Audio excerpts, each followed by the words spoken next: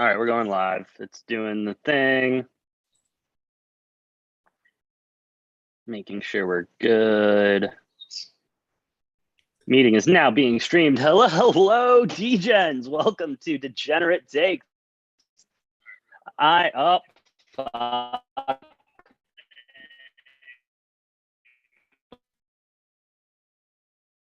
no, it wouldn't be the start of our what?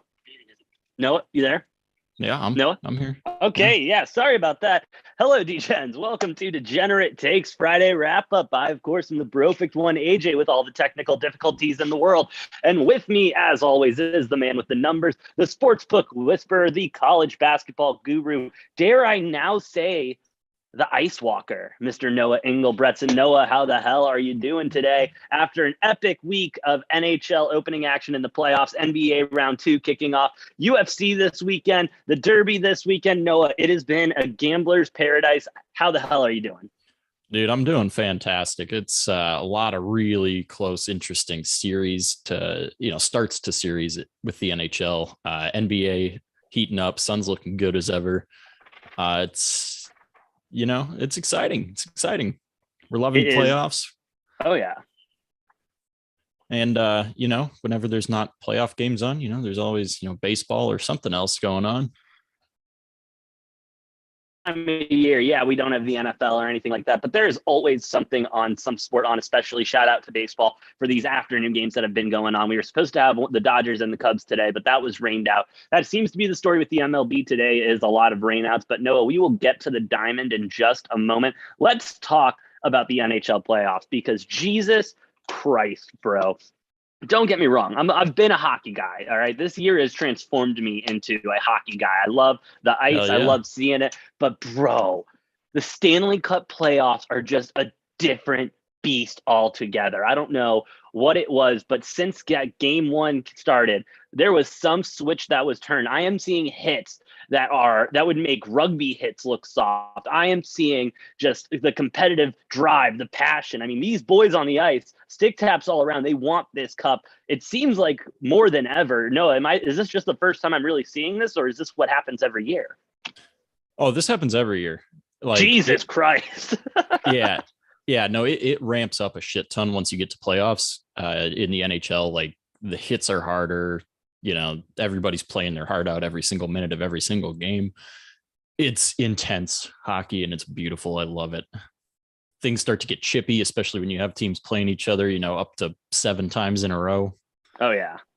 It's just beautiful. It's a beautiful thing. It is. Oh, it's a beautiful thing. Shout out playoff hockey. It's been awesome. And shout out to the Penguins.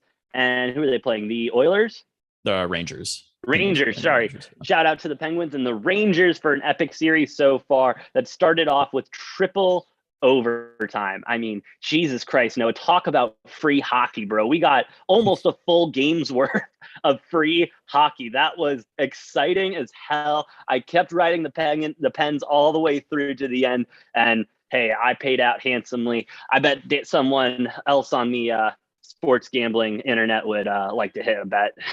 Mr. Dave Portnoy. But with that being said, Noah, we're still in the first round and everything like that. What are the teams that you're looking at that can really pop off and start, and that are already looking to go and, spraying champagne everywhere, eating cereal from the cup, taking it on a cruise? Like, which team do you think is set up the best right now to do it?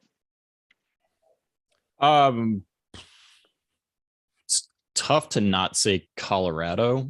Really? But I like Florida a little bit better than Colorado. They did drop their game 1. Wait, the Panthers? Yes. Oh, okay.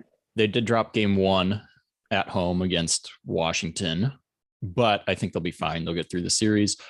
Can't count out Tampa Bay. Obviously, they've won the last 2 years, so they know what they're doing. They've been there before. I don't think they're going to three-peat. I really don't, but obviously, like I said, can't count them out. I've obviously got an eye on my Minnesota Wild as well, bouncing back from a disgusting game 1 loss, and that was just rough.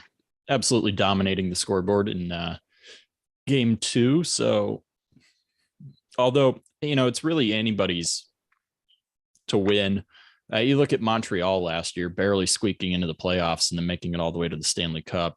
Sometimes you just need a couple favorable matchups and, the puck to bounce your way a couple times.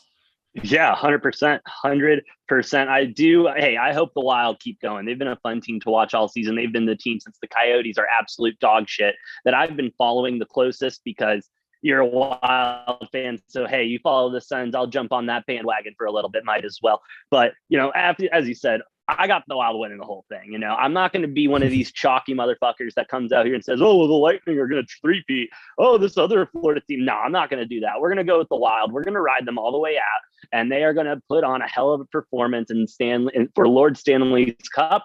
And then they are going to be drinking all of the beer out of there in that parade, and I can't wait to watch it. It's going to be fucking epic. I love it, Noah. Anything else on the Cup? Anything else on the playoffs of hockey before we transition into a different sport? No, I mean, I think most of these series should be pretty entertaining. Most of them are tied 1-1 right now. Yeah. Interesting enough. So a lot of the away teams stealing a game out of the first two, and we'll see how they shake up. But we're looking like we could be in for some pretty deep series, and watch for stuff to start getting a little chippier, and those hits will keep coming. Absolutely, Noah. I love it. And hey, by the way, shout out to these boys taking some of these hits, because I have seen more guys getting taken off their skates in these last 5 days of playoffs than I have all effing season. Like, Jesus, keep your head on a swivel out there, boys, because they are head hunting out there. Whew, it's been awesome. I cannot wait to continue to watch it. That's probably what I'm going to do tonight. Oh, no, the D-backs are playing. Do you want to talk about the NBA or MLB first? Because I kind of want to talk about the hottest team in baseball right now. Let's maybe go with the sport that's in the playoffs rather than all right.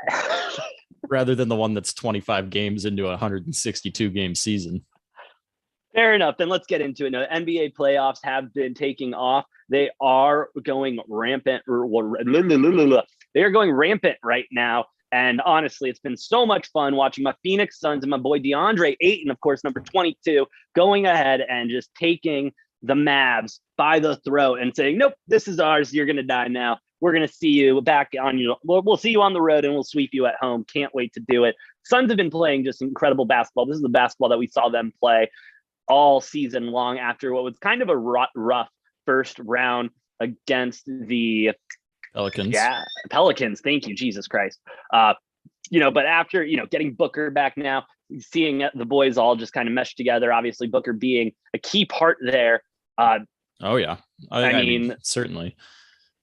I mean, what do you think? Because at this point, I'm still standing by my thing. Suns are coming out of the West, not even an issue. I mean, yeah, the Warriors are looking great and everything, but I don't think the Warriors will be able to keep up defensively with the Suns. AJ, I got 3 words for you. Suns in 4. That's what I like to hear, baby. Suns in 4, baby. Yeah. I think I didn't fact check it, but I saw some tweet about like the Suns have beaten the Mavs 11 times in a row now. So yeah, I don't see that. I see that continuing until next season. Yeah, I do too. And it's going to be great. Suns in 4, baby. Suns in 4. Suns in 4. No, I do have to mention this because we are also a betting show sometimes. I went to a D-backs Mets game last week or 2 weeks ago before the playoffs started. Went to go cash out because they got a Caesar Sportsbook right there, and I accidentally won some money. Dave Portnoy doesn't know what that's like, but I do. It's just kind of funny in that sense. But I went to cash out. I'm a little intoxicated. You have a couple tall boys at the ballpark. You eat a couple dogs. You're feeling good. So went to the window. I'm cashing out, and the guy there, he's like, "Hey, you want a free bet?" And I'm like, "Yeah, I want a free bet. What is it? Like, what do I have to do?" He's like, "Just sign this." I signed my life away to them. Probably going to get human tested on or something, and it's fine. But you gave up your liver for a free bet. Hey, shit, it was a $5 free bet. What do you want from me? It's okay. That thing's pretty useless anyways. Honestly, fuck it. Who needs the liver anyway? Cheers. But no, so I didn't have a lot of time to think. There was a line behind me. So I was like, fuck it. Free bet, Suns money, Suns to win the whole thing. So I do officially have a future out on the Suns to win the finals. It's a $5 free bet, so I will not even get the $5 that was wagered. So I think I stand to make about $20 after all said and done. So, hey, shout out, let's go. That'll pay for a beer at the ballpark. Hey man, I still got my future out there where I took it was an NBA Finals exact result. I took Suns over Celtics. So see, and I'm glad that you mentioned the Celtics because they're the team in the East right now that I think is blowing everybody away. They had a couple rough games here to start off the series and everything, but after they played the way they played last week, one game. Yeah, fair enough. One rough game, and then they seem to get back on the train. But after watching them play and after watching the way the Bucks have been playing this playoff series, I really see the Celtics coming out of the East, especially with the 76ers self-imploding since Embiid is out and James Harden can't even hold his own jockstrap, let alone win a playoff game without someone there. Do we know, is Embiid playing tonight? I will check. The last report I read regarding Embiid was what was it? I believe it was 3 to 4 games he was going to miss. I know they said he was probably going to miss games 1 and 2 for sure, and they didn't know farther. Now, the crazy thing is Embiid's such a competitor. He's got a torn ligament in his thumb, the orbital fracture on his eye, and yet the only reason he wasn't playing is because he medically wasn't allowed to because of the concussion. Yeah. Yeah, seriously. Don't be mistaken. That man he'll go out and he'll compete. He doesn't care about the torn ligament in his thumb or the orbital fracture. He's like, it's the concussion that's keeping him out. Yeah, absolutely. And as of this live stream right now, it does appear that that Embiid is day to day, so nothing has been announced yet. We will continue to keep an eye on that for the next 10 minutes that we are live here on YouTube. We will hopefully break some news for you on that end because let's talk betting really quick, Noah, if you don't mind, about on the basketball side, because the one thing I've about these lines on the sports book, the same with the ones that you've been looking at. It really seems like these traders, these bookmakers, these line makers are just kind of copy and pasting every single effing game. Like, I believe the Suns are a 6-point favorite again. I believe the Heat are a 4-point favorite. What is the line at? That's why I can't pull it up because my phone's being stupid. But what are we looking at right now? Dallas is a 1-point favorite. I'm so sorry. What? Yeah. Well, this line opened at a pick'em. Like the Suns were like 6.5 both of the 2 first games when they were at home, but now that they're in Dallas is now at a 1. I think it opened as a pick'em. Okay. And Miami's a 1-point favorite in Philadelphia rather than, I think the first 2 games of the series they were like around like 8, 9, 9.5, something like that, So we have to make the trappiest parlay ever, right? Suns Heat money line. Well, I don't want to do that until I figure out if Embiid's in or not, because that's that matters. All the difference. Now, him missing the first 2 games, like Miami's going to win this series because I don't think they can't. Philly's not strong enough mentally to go back home and to go away and then win 2 more. I just don't think they can win 4 out of 5, which is what they would need to do if they want to win this series at this point. I could see them like pushing this to a 6-game series, but I don't think they'll even get it to 7. No, I'm saying Heat. I'm saying Heat in 5. I do think I like that. I think the Sixers, especially if Embiid comes back, let's say the next game, I don't think they drop both at home. Even if Embiid is back tonight, I don't see them winning both games at home. Don't get me wrong. They can't win. They can't win without Embiid, though. That's the thing. Like, no. If Embiid's out tonight, you can go ahead and just send the Celtics on. I mean, the Heat on at that point because they're not going to. Because then they're going to have to win 4 straight. That's not going to happen with the Sixers and the way they're playing and that team chemistry and everything like that. I think that's going to be my pick for the night, though. I'm going to take Suns Heat money line and just kind of roll with it. It's a trappy parlay, I know it, but I mean, I love my traps. No, I'm a fucking mouse when it comes to that shit. But with that being said, bro, anything else on the association or anything going on there? I mean, we obviously hope the Suns take this whole thing all the way. Any other thoughts on the association? What's going on? Yeah, man, I don't know. I'm excited about the remainder of the Bucks and Celtics series. I think that's going to be a really good series. Probably go to 6. I wouldn't be surprised if that series goes to a game 7. Obviously, Celtics looked a little flat game 1, but came back and absolutely spanked the Bucks game 2.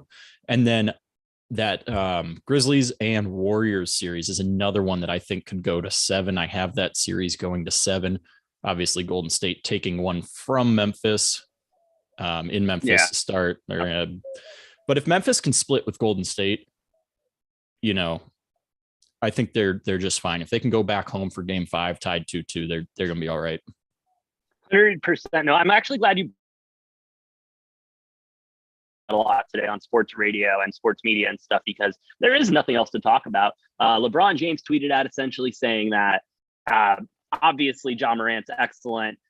Anyone who knows basketball is, all you media people don't really know what the fuck you're talking about, blah, blah, blah. And to which I say, how is it that LeBron James is not in the media, is not in the playoffs, and yet he is the only motherfucker being talked about? Because this should be a conversation. We should be talking about the Grizzlies and Ja Morant and how excellent he is and how he just flows through the air and just floats. The motherfucker's amazing. But instead, we're sitting here talking about how big of a jackass LeBron James is. This motherfucker can't stay out of the spotlight for longer than 2 seconds, dude, let alone a playoff series. My favorite fucking joke, it's all over. Not just sports posts, but like there's other like random ass posts. Like you'll just see like some TikTok or some, Instagram post or some tweet. And then like in the comments, you'll have people randomly be like, so how does this affect LeBron's legacy? And that's one of my favorite things. I like it kills me every time I see that. It'll be something completely unrelated. And half the time it's unrelated to sports even. And it's just like, so how does this affect LeBron's legacy? Because we got to make sure it doesn't tarnish it or anything. Dude, this guy, though, he can't shut up for longer than 5 minutes. Like, holy shit, talking about attention whore.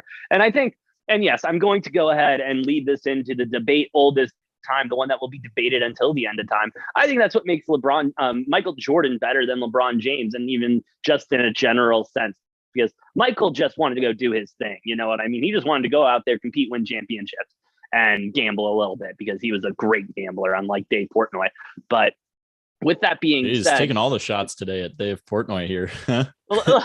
Listen, no, I've been doing research for the show to make this show better and everything like that. And so I went to one of my favorites. He give you some bad betting advice? Is that why you're not bad betting advice? I mean, he does that in general all the time to people, these poor saps that follow him. But I was going through the sports advisors and everything, where they pick NFL games because they're supposed to know the NFL and everything. And it was all the entire time was just sucking Brady's dick and the Patriots' dick. And, shout out, I suck the Cardinals' dick every once in a while, but I'm not afraid to bet against them and everything like that and call them out when they're doing stupid shit. And so I just don't want which this is show. Too frequently.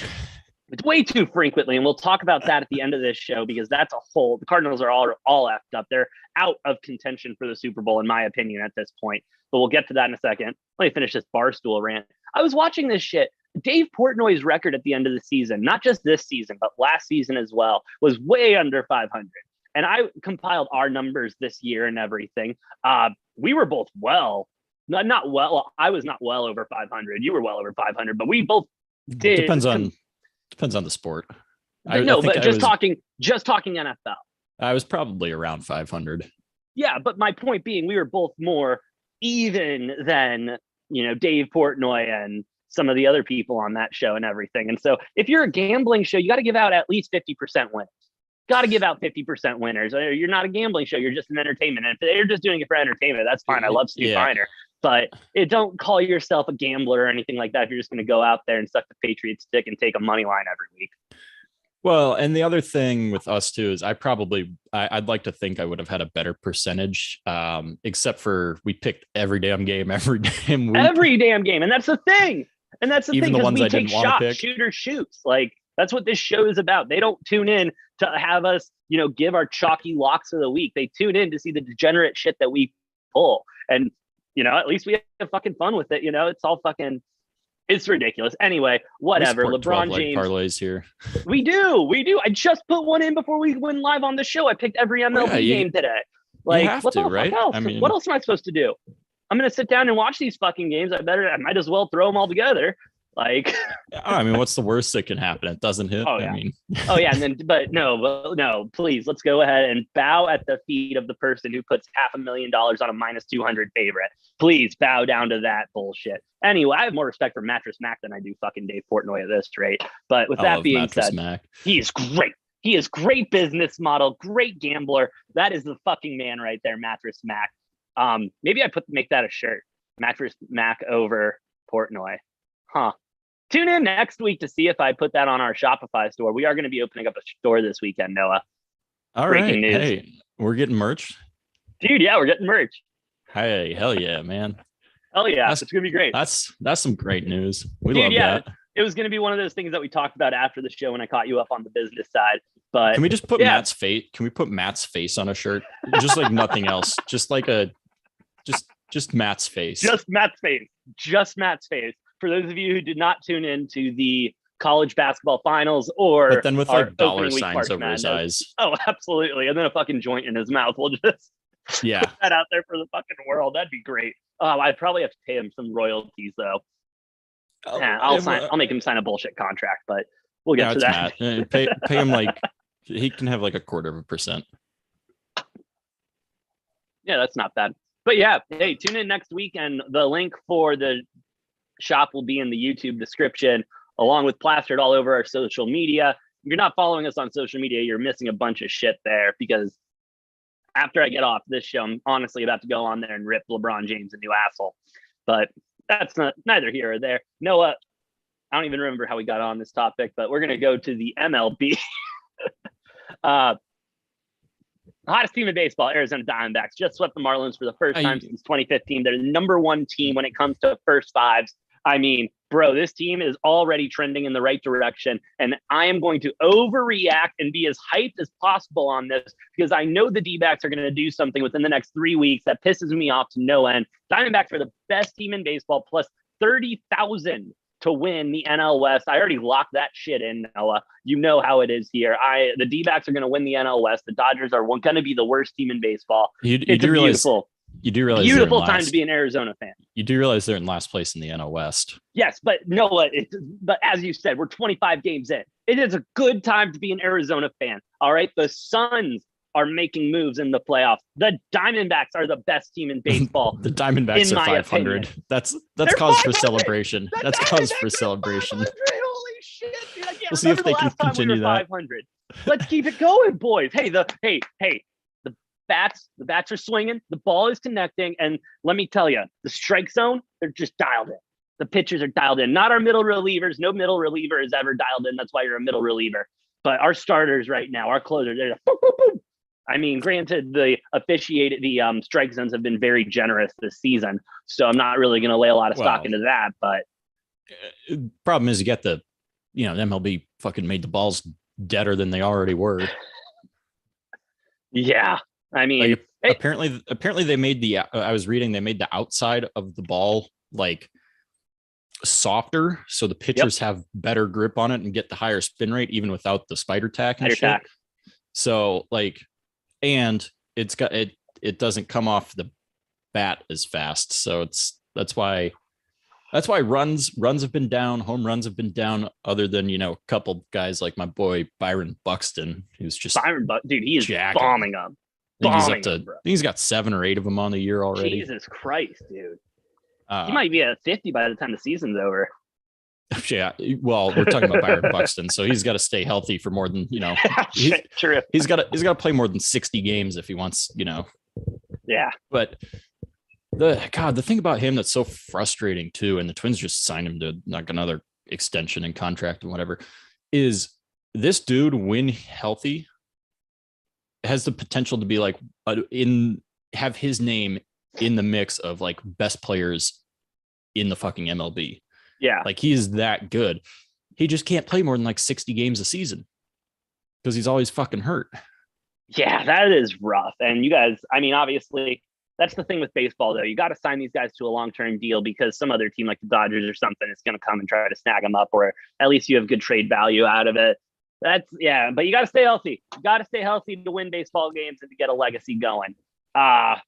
With that being said, last thing on baseball, Noah, we aren't really much of a news show or anything like that, but it's baseball, so we got to talk about it. Because I don't remember if we talked about it on the last show. Trevor Bauer for the Dodgers being suspended for 2 years from baseball over the alleged sexual misconduct that occurred in his personal life. As far as I remember reading and everything and the research I've done, I do not believe the criminal side of it moved forward. I believe that it was dropped or dismissed or whatever. And so there is no criminal charges being brought against him anymore. There was no proof that anything was wrong. And yet Manfred out here standing on his head, just going ahead and suspending one of the best pitchers in baseball for 2 years with, in my opinion, nothing to stand on. I don't understand why we're suspending him.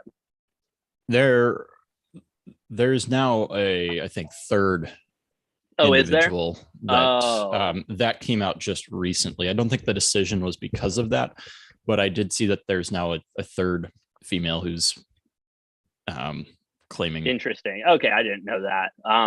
Well then, hey, I hope justice is served regardless of what happens. Trevor Bauer, rough situation, bro. Hope it gets figured out. Hope you didn't do this shit. But anyway, moving off of that, Noah, last thing I want to talk about, because I got to talk about it because I'm a Cardinals fan, and it kind of makes sense. Everything kind of makes sense now with how draft night went down.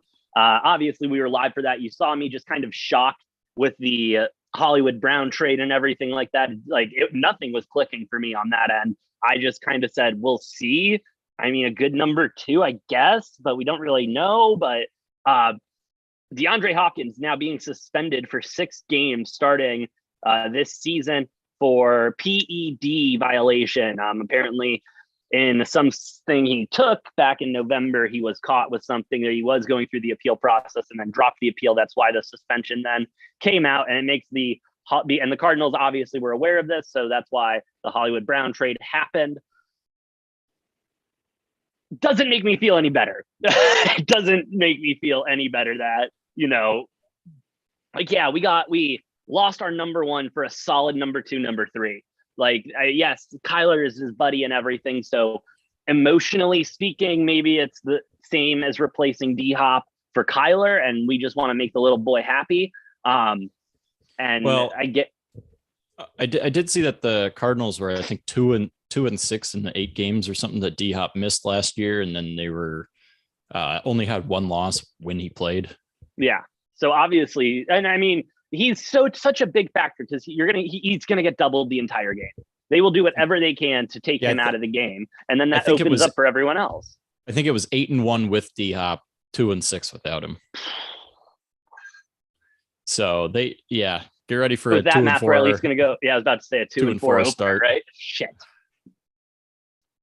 I don't know. We'll see, but we will. Yeah, I don't personally think Hollywood Brown.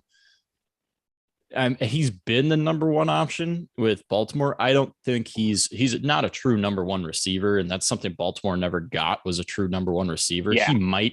He might be really good in like that second or third option role. But I mean, he's not a guy I would want as my number 1 option. Not at all. And Noah, really quick, while we wrap up here in the chat, we got James saying, are we taking Lightning versus Maple Leaf under 6.5? What do you think of that? Oh, I'm not touching a single fucking under in that series. You can't, dude. The goals have just been flying for both of those teams. Well, and Toronto is a very high goals for and goals against team. The Lightning, Vasilevsky's he's not looked as quite as good as he has the past 2 years. That's one of my biggest worries about the Lightning right now, is not their ability to score goals. It's that Vasilevsky's not looking like a Stanley Cup winning goalie like he has the last 2 years. Absolutely. So I'm not touching a single under in that series. No, not at all. And he mentioned that the 76ers Heat game is trap as hell, but he's taking the Heat -1. Love the Heat -1. I'm going to, like I said earlier, take that Heat Suns parlay money line. I'm honestly going to throw the D-backs in there too. D-backs versus the Rockies tonight at 640. Got Kelly on the mound. Kelly's been absolutely dealing. And so give me the D-backs tonight, first 5 and on the full game. All right. Well, Noah, anything else to say to the Degens before we hop off and enjoy this absolutely beautiful Kentucky Derby weekend? Hey man, go Wild. Suns in 4. Just got to plug both of them one more time. And I'm gonna have some fun watching both of those games tonight. Yes, sir. Suns in 4. Dave Portnoy doesn't know how to gamble.